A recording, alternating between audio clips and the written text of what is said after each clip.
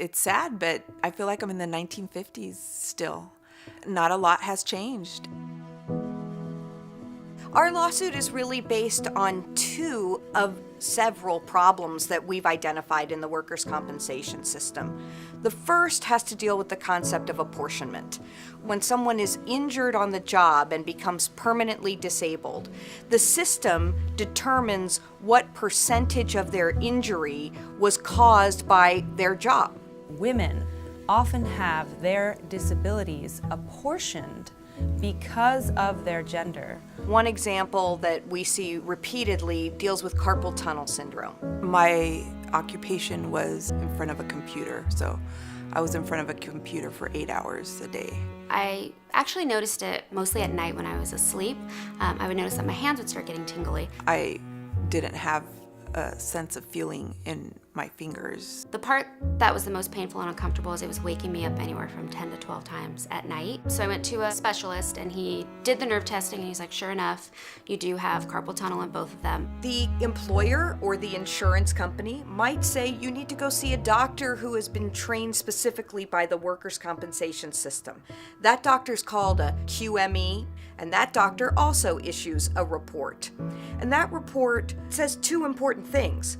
What percentage disabled is a woman, and how much of that disability was caused by her job? One of the main things that was said in the report is that because I was a woman, I was prone to have carpal tunnel. The evaluator made a determination that part of her disability was attributable to predisposing non-industrial risk factors, including primarily gender and age. After I had Piper, the attorney reached out and said, you should go see a QME. So I went and met him, and the first thing he says to me, it's not high or anything, he said, you brought your baby. He then asked me, are you breastfeeding? And I said, yeah. And he said, okay, so that's part of it. She was diagnosed with carpal tunnel syndrome months before becoming pregnant, and yet that QME assumed that just because she was nursing, her carpal tunnel syndrome was a result of her pregnancy and breastfeeding. I called my attorney and I was like, this is not right. And she said, the word breastfeeding is at least like 30 times throughout your report. The whole thing is about you being pregnant and having Piper and breastfeeding. As a result of these discriminatory apportionment decisions, women like Veronica and Leticia receive less workers' compensation than male workers with the exact same injuries. It made me feel like my pain wasn't real. It just brings you down. We've reviewed medical reports for women across the state of California, and the same language keeps appearing again and again. Women's awards are reduced because of the risk factors, the predisposing conditions of gender, menopause, pregnancy.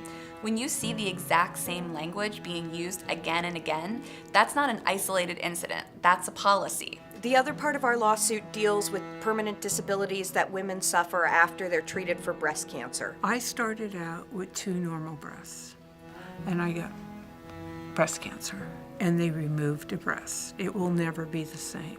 The long-term effects that I'm dealing with right now is that my right breast is numb, my right side is numb also. Clothes don't hang the same way as they did before. You see how things bunch up over here where they hang straight on the opposite side. You're reminded every day that you had cancer, and you see it, and you have to live with the scars. Although Janice was required to undergo significant treatment and had many long-term consequences as a result of this work-induced cancer, she went to a QME and was given a 0% permanent disability rating. If I was in childbearing years, I would have gotten maybe 5%. It just speaks to essentially the assumption that women's bodies are really only as worthy as they are still capable of reproducing. If a man has his prostate removed, the range of permanent disability that the guides dictate is 16 to 20%. Women already are only making 84 cents for every dollar that men earn. That pay gap translates into about $26,000 a year for African American women and $40,000 for Latinas. To have a system that then further reduces their compensation through disparate allocation of workers' compensation benefits is just adding insult to injury. So until we fix the problems with the workers' compensation system, we're not going to see a lot of progress on fixing the wage gap.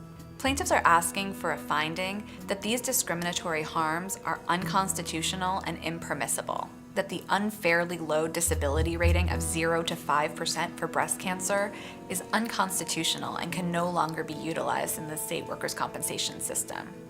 They're also asking the state to implement an accountability and monitoring system so that QMEs and other employees of the workers' compensation system receive adequate training, that there is monitoring and accountability and appropriate discipline if discrimination does occur. Unfortunately, what I went through, I believe I have a right to make a stand on this.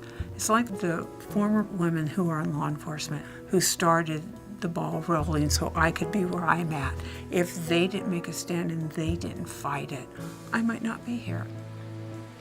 Walking? Piper is a 1.5 years. She is the absolute light of my life. Someday, if these laws change, I can say to her, I may have had like a tiny, tiny, tiny percent, but I helped. I definitely want my daughter to have an equal chance as her brothers at life and not considered less of a human being because she's a woman. I want the best for her.